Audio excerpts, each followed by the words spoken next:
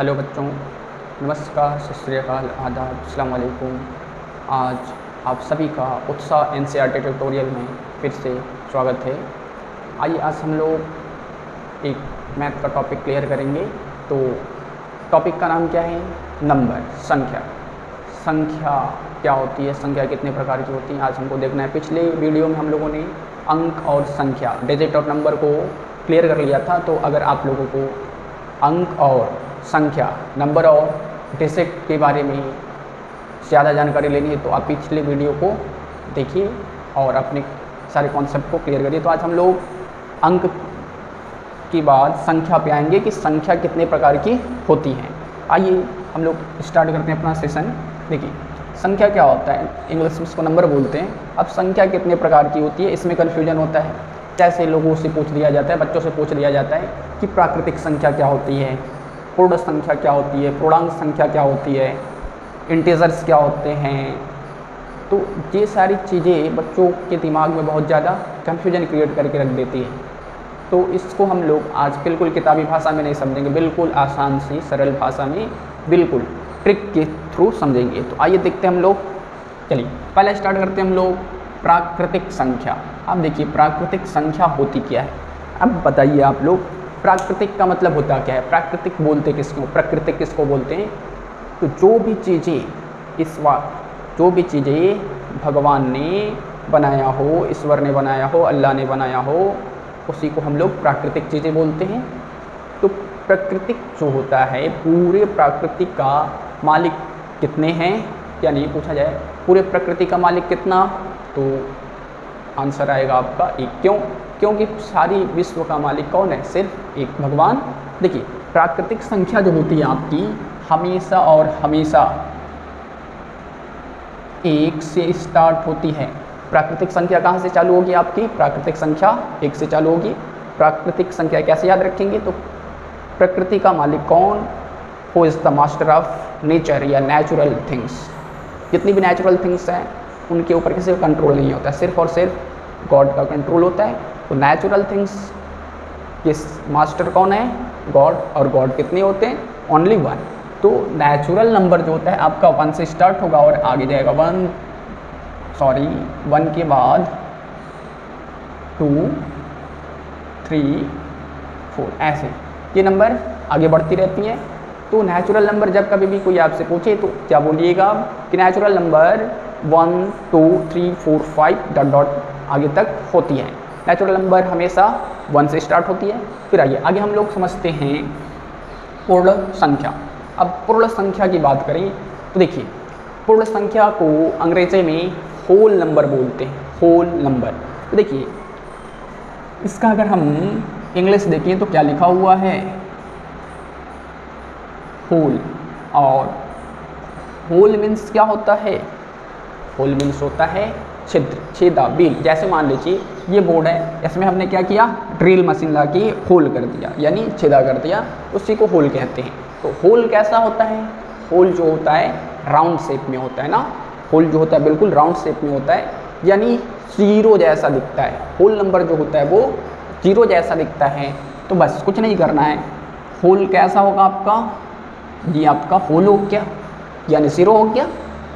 अब बाकी चीज़ें आपकी जो ऊपर थी, नेचुरल नंबर आप आगे इसमें ऐड कर दीजिए 1, 2, 3 डॉट डॉट डॉट इनफाइनाइट हो जाएंगे। तो होल नंबर जो होता है आपका वो कहाँ से स्टार्ट होगा? जीरो से। कैसे याद रखेंगे? होल मीन्स छिद्र, छेदा, बिल बोल सकते हैं। तो होल नंबर जीरो से स्टार्ट होगा। तो होल मीन्स कैसा दिखता है उसका शेप? जीरो की तरह। तो जीरो से स्टार्ट होते हैं आपके होल नंबर, पूर्ण संख्या हमेशा जीरो से स्टार्ट होते हैं। अब बात करेंगे हम लोग, ये जितने भी नंबर्स हैं वो सारे के सारे आपके पॉजिटिव धनात्मक नंबर हैं। तो अब बात होती है, अगले नंबर की बारी आती है, तो पूर्णांक संख्या क्या होती है। तो आइए बात करते हैं पूर्णांक संख्या की। देखिए पूर्णांक संख्या को इंग्लिश में क्या बोलते हैं? इंटीजर्स। तो देखिए इन यहाँ पे क्या लिखा हुआ है? इन का मतलब क्या होता है? अंदर आना या में, अंदर आना या फिर में। जैसे मैं क्लास में आया, मैं बाहर था, एंट्री किया, इन हुआ। इन का मतलब अंदर आना। वैसे ही देखिए ये आपका क्या था? पूर्ण संख्या थी, पूर्ण संख्या पहले लिख लेते हैं हम लोग, 0 1 2 3 4 ऐसे ये आगे जाएगा। अब इसमें क्या करना है आपको, देखिए ये सारे नंबर आपके पॉजिटिव धनात्मक नंबर हैं, इसमें आपको एंट्री कराना है। क्या कराना है? एंट्री कराना है, प्रवेश कराना है। किसका प्रवेश कराएंगे? तो ऋणात्मक संख्या की -1 -2 -3 -4 डॉट डॉट डॉट। तो जब हम होल नंबर में निगेटिव नंबर्स का एंट्री करा देते हैं, हम जब पूर्ण संख्या में ऋणात्मक संख्या की एंट्री करा देते हैं तो वो हमारा बन जाता है पूर्णांक, इंटीजर्स। इंटीजर्स को देखते होंगे आप, जो भी नंबर लाइन्स बनाते हैं हम लोग, नंबर लाइन ड्रॉ करते हैं तो ऐसे ड्रॉ करते हैं ना, बीच में 0 होता है, फिर हम ऐसी नंबर लाइन ड्रॉ करते हैं। तो देखिए जो भी नंबर लाइन ड्रॉ करते हैं हम लोग यही इंटीजर्स का ही करते हैं, 1 2 3 4 ऐसे जितनी की ज़रूरत होगी हम आगे बढ़ा सकते हैं। वैसे ही इसमें -1 -2 -3 -4 ऐसे ही हम आगे बढ़ा सकते हैं। तो इसको बोलते हैं हम लोग नंबर लाइन। तो ये आपके क्लास 3 से ही बहुत ज़्यादा इम्पोर्टेंट हो जाता है। क्लास 3 से आपका ये पूरे 12 तक इसका यूज होता रहता है। तो देखिए नंबर लाइन कहाँ पे हो जाएगा, तो नंबर लाइन क्या बताता है आपको, इंटीजर्स के बारे में वो आपको बताता है। तो इंटीजर्स क्या हो गए, जो होल नंबर थी आपकी पूर्ण संख्या थी उसमें प्रवेश किसका हो गया, ऋणात्मक संख्या का। जो आपका इंटीजर्स था उसमें किसका एंट्री करा दिया हम लोग, नेगेटिव नंबर का एंट्री करा दिए, वो आपका बन जाता है इंटीजर्स। ठीक है, इतना आपको क्लियर हो गया होगा जहाँ तक हम सोचते हैं। अब बात आती है सम संख्या की। तो इसमें समझते हैं बिल्कुल आसान सी भाषा में। सम संख्या तो किताबों में लिखा होता है कि जो भी संख्या 2 से पूर्ण विभाजित हो जाती है, पूर्णतः विभाजित हो जाती हैं, which number that is totally divisible by 2, ऐसी संख्या जो 2 से पूर्ण रूप से विभाजित हो जाए तो उसे ही हम सम संख्या कहते हैं। तो और बात करें विषम संख्या की, तो वो संख्या जो 2 से विभाजित नहीं होती हैं, बिल्कुल सम संख्या का उल्टा होता है विषम। इवन नंबर का जस्ट अपोजिट होता है ऑड नंबर। तो अगर 2 से विभाजित है, 2 से डिविजिबल है, तो वो आपका इवन नंबर हो जाएगा, सम संख्या हो जाएगा। और जो 2 से डिविजिबल नहीं है अगर, तो वो आपका ऑड नंबर या विषम संख्या हो जाएगा। तो आइए इसको याद कैसे करते हैं। देखिए यहाँ पे ध्यान दीजिए, जैसे यहाँ पे क्या लिखा है, सम लिखा है। अगर इसके इंग्लिश की बात करें तो इवन नंबर होगा। तो ध्यान दीजिए, तो ये सम में कितने अक्षर हैं, 1 2। सम में कितने अक्षर, 2 अक्षर। वैसे इवन 1 2 3 4। देखिए 2 और 4, हिंदी की बात करें तो 2 अक्षर है और इंग्लिश में बात करें तो 4 अक्षर है। अब हमको इतना तो पता ही होता है कि 2 से अगर डिवाइड होगा तो बात बताया जाएगा कि आगे क्या होगा, क्या कंडीशन होगी। तो इसको हम 2 से डिवाइड करते हैं और इसको भी 2 से डिवाइड कर देते हैं, भाग कर देते हैं। देखिए ये पूरे तरीके से टोटली 2 से डिविजिबल है, यानी ऐसी संख्या जो 2 से डिवाइड लग जाए। तो आपका एग्जाम्पल में अगर बात करें तो क्या हो जाएगा, देखिए 2 4 6 8 10 ऐसे ही आपकी सारी सम संख्या हो जाएंगी। अब बात करते हैं हम लोग विषम संख्या की। तो वह संख्या जो 2 से विभाजित ना हो, तो बात करते हैं विषम की। देखिए कैसे समझेंगे हम लोग, ये आप ट्रिक समझ सकते हैं, ये आपका एक ट्रिक हो गया। वैसे ही हम लोग इसका ट्रिक देखिए, अगर देखिए कैसे देखेंगे, क्या देखना हम लोगों को, विषम संख्या। संख्या सब में कॉमन है तो हम संख्या को हटा देते हैं। और अब बात करते हैं इसकी इंग्लिश की, तो ऑड नंबर होता है। तो देखिए ध्यान दीजिए, जैसे इवन वाले में किए थे सम वाले में, वैसे इसमें भी करिए। तीनों इसमें लेटर को काउंट कर लीजिए, कितने लेटर, 3 लेटर। और इंग्लिश में भी आपके 3 लेटर। अगर 3 को हम 2 से डिवाइड करते हैं तो ये इससे टोटली डिवाइड नहीं होगा, इसलिए ये क्या होगा, आपका विषम संख्या हो जाएगा। यानी 3 जो है 2 से पूरी तरीके से विभाजित नहीं होगा। तो देखिए जो भी संख्या आपकी 2 से विभाजित ना हो उसे हम विषम संख्या बोलेंगे। तो विषम संख्या क्या क्या हो जाएगा आपका, एग्जाम्पल की बात करें 3, 5, 7, 9, ऐसे बहुत सारे आपके विषम संख्या हो जाएंगे। ये आपका हो गया विषम संख्या। चलिए अब बात करते हैं हम लोग अगले संख्या के बारे में, भाज्य संख्या, जिसको हम कंपोजिट नंबर बोलते हैं। भाज्य संख्या क्या होती है? तो देखिए क्या लिखा है कि वह संख्या जिसके 3 या 3 से अधिक गुणनखंड हो। अब आपको गुणनखंड समझ में आना चाहिए कि गुणनखंड होता क्या है आखिर में। देखिए फैक्टर्स होते क्या हैं, बात करते हैं हम लोग। जैसे मान लीजिए 12 है ना, तो अब 12 जो है किसके किसके टेबल में आता है? तो देखिए 12 सबसे पहले 1 में आएगा। 1 जो होता है सबका फैक्टर होता है। फिर ये 2 में आएगा, फिर 3 में भी आएगा, 3 4 जा 12, 3 चौके 12, फिर 4 में भी आएगा, 4 3 12, 6 में भी आएगा, वैसे ही 12 में भी आएगा। ये सारे इसके क्या है? गुणनखंड है, फैक्टर्स है। ये किससे किससे डिवाइड हो रहा है? देखिए इसके कितने फैक्टर्स हो गए? 1 2 3 4 5 6। इसके 3 से ज़्यादा फैक्टर हो गए, तो ये आपका क्या हो जाएगा? भाज्य संख्या हो जाएगी। भाज्य संख्या कैसे समझेंगे एक बार फिर से देखते हैं। भाज्य या कंपोजिट नंबर, ऐसे देखिए हम बात करते हैं 2 से। 2 की बात करें तो 2 का जो फैक्टर होगा 1 और सिर्फ 2 होगा, 1 और 2। तो ध्यान दीजिए 1 और 2 जो होता है इसमें सिर्फ कितने फैक्टर हुए? 2 फैक्टर हुए, 2 गुणनखंड हुए। इसलिए इसको हम क्या बोलेंगे? भाज्य संख्या बोलेंगे? नहीं, जो 2 है ये आपकी अभाज्य संख्या हो जाएगी।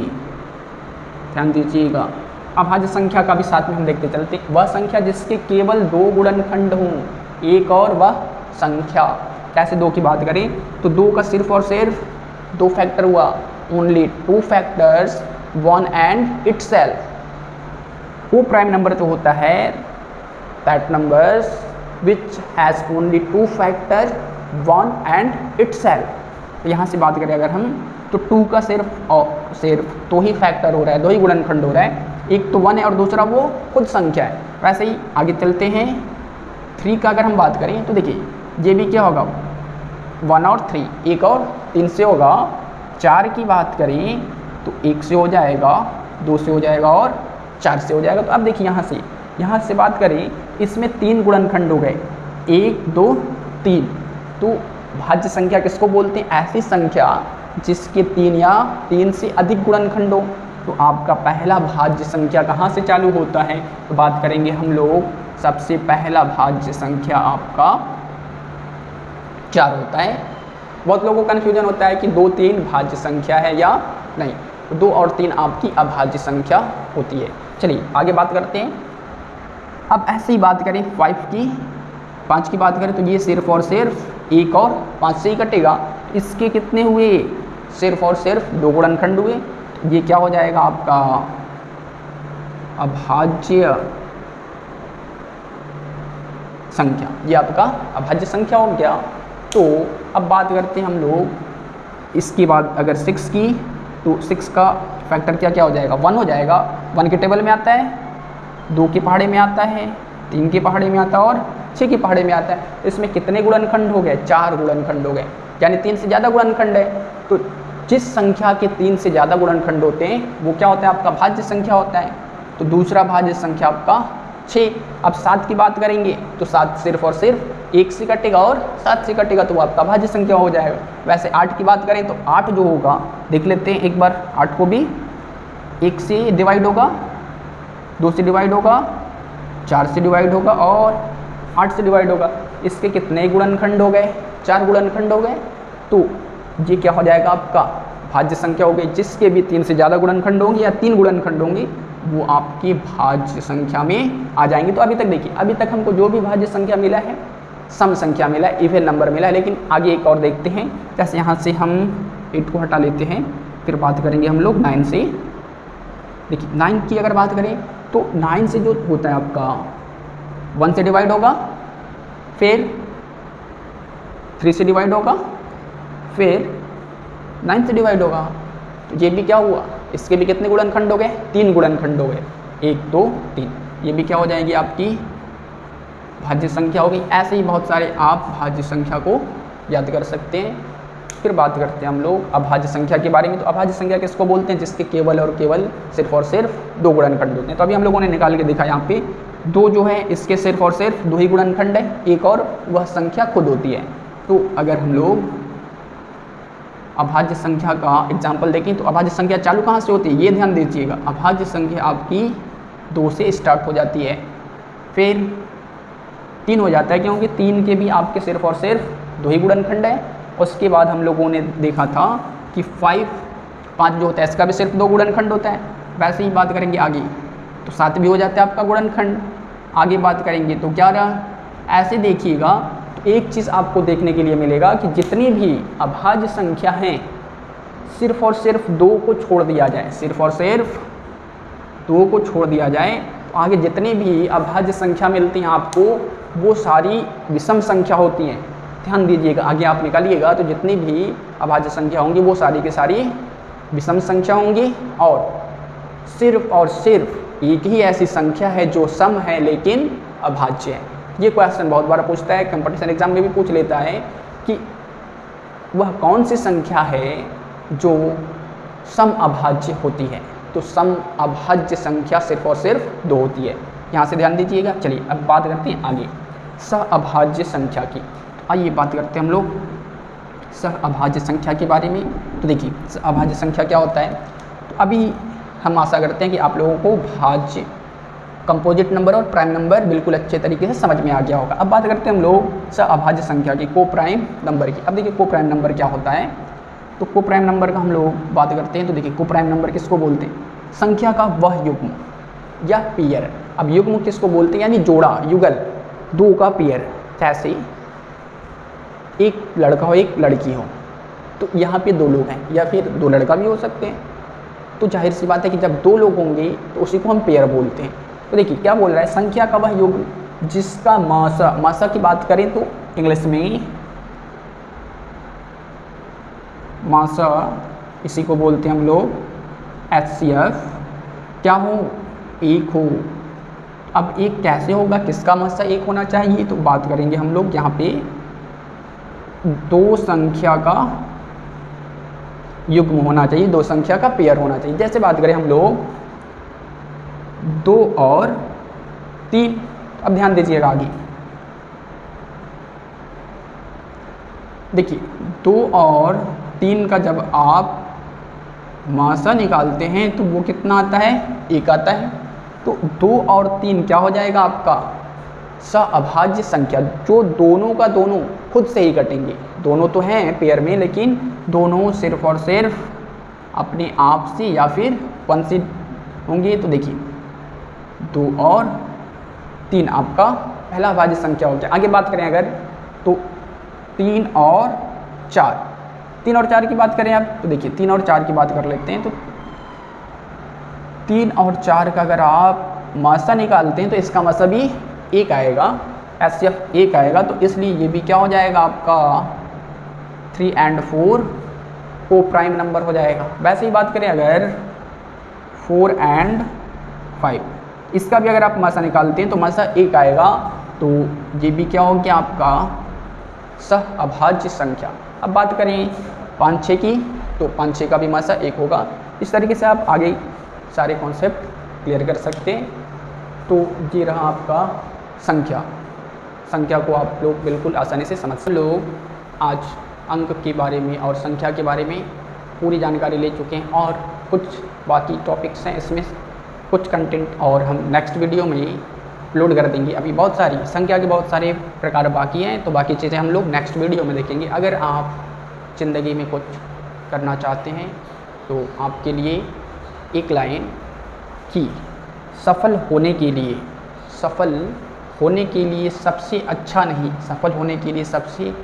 नहीं बल्कि अपने आप से सच्चा होना बहुत ज़रूरी है। अगर आप लाइफ में कुछ करना चाहते हैं सबसे अच्छा बनने की कोई ज़रूरत नहीं है। आप अपने आप से सच्चे रहिए कि हम अपने कर्तव्य के प्रति, हम अपनी ड्यूटी के प्रति बिल्कुल लॉयल हैं, तो आप लाइफ में एक ना एक दिन सफलता को ज़रूर छीन लीजिएगा।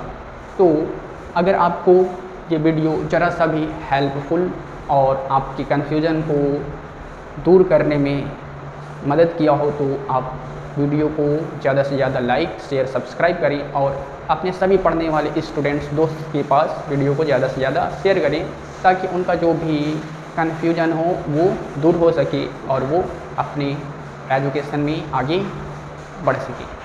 तो आज इस वीडियो में सिर्फ इतना ही, फिर मिलते हैं हम लोग नेक्स्ट वीडियो में। तब तक के लिए बाय बाय, थैंक यू।